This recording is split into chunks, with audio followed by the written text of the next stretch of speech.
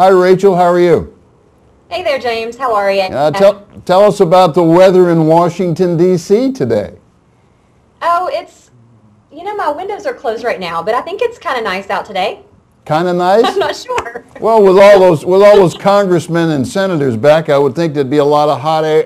No, I'm sorry. I'm not going to say that. I'm not going to say. Well, there's always something going on. Let's say it's interesting. Yeah, it's interesting. Now, a few weeks ago, we talked about mayors against illegal guns. And I think at that point, Rachel, we had one, maybe two mayors who had written a letter, one of them in particular who wrote a scalding letter to Mayor Bloomberg and told him, well, I'll capsulize it, but she was very unhappy. Now, you have some further updates on what's going on with this. Tell us.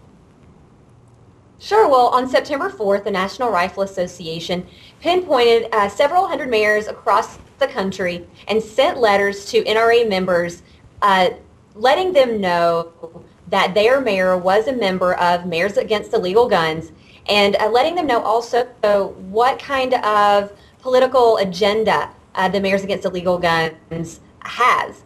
And we rallied NRA members. They called their mayors to educate them on just exactly what this organization was all about, and we've had great results from this.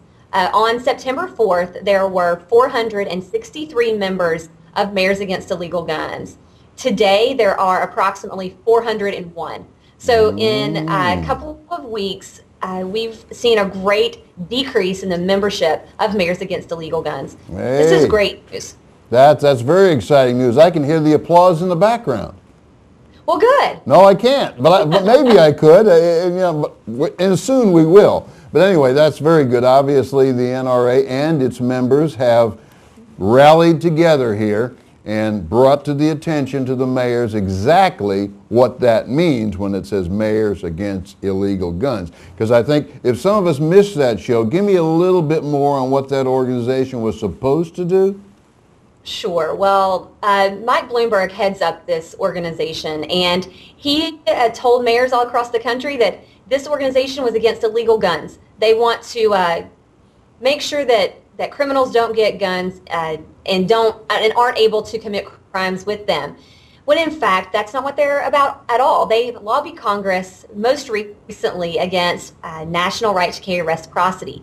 Now, we all know that those firearms were legally purchased by lawful individuals, and those individuals have gone through all of the legal channels to gain their right to carry permits. So there's no aspect of legal guns in that bill at all, and that was something that Mike Bloomberg and the Mayor's Coalition spent a lot of money to lobby against. In addition to that, and we've talked about this issue a lot on here, they lobbied to repeal the Tiahart Amendment. What the Tiahart Amendment does is would keep private firearms trace information for use exclusively by law enforcement in the course of a bona fide criminal investigation. So they lobbied to repeal that amendment and not and make that information public to politicians, to mayors, and to the media. The NRA feels like there's absolutely no reason for the media or for politicians to have trace information that is used to investigate crimes unless they're trying to do fishing expeditions, catching lawful dealers in acts that aren't unlawful. Mm-hmm. Okay, all right. Well, because I think the title is a little misleading to many of us. I think all of us certainly are against illegal guns. Now, whether or not you can take illegal guns out of the hands of criminals is a law enforcement issue. I don't believe it's necessarily a mayor's issue, although I'm sure that they'd be a part of that. But yeah, it's misleading what the title was to begin with, and then again, when you actually studied it, it was further misleading. And I think that's why the NRA and its membership have done so successfully with this, don't you? Well, that's right. And let me tell you, the NRA takes a backseat to no one when it comes to supporting efforts to prosecute criminals, to make sure that there are stricter penalties for gun crimes, and to making sure that we put these people in jail. If mayors, if politicians were serious about curbing gun crime, then they would march down to the prosecutor's office and demand that those folks prosecute every single gun crime and that those punishments are at the fullest extent of the law. Right. Okay. Well, tell me one more time. What are the stats? It began with how many mayors? It began with 463, and today there are 401. Hey, very good. Thank you, NRA, and thank you, NRA membership. You're doing a great job of responding when you're called. Come right up front and get to work on it. Hey, that's great. Now, Rachel, before I let you go, because I know that you're busy today, I've been receiving a lot of emails about SB 2099. Now, I read that, and this is the bill in which you are supposed to list all of your guns on your income tax form and, in fact, pay a tax on it. Now, this has been all over. When I received it, actually, there must have been more than 1,000 names that it was sent out to.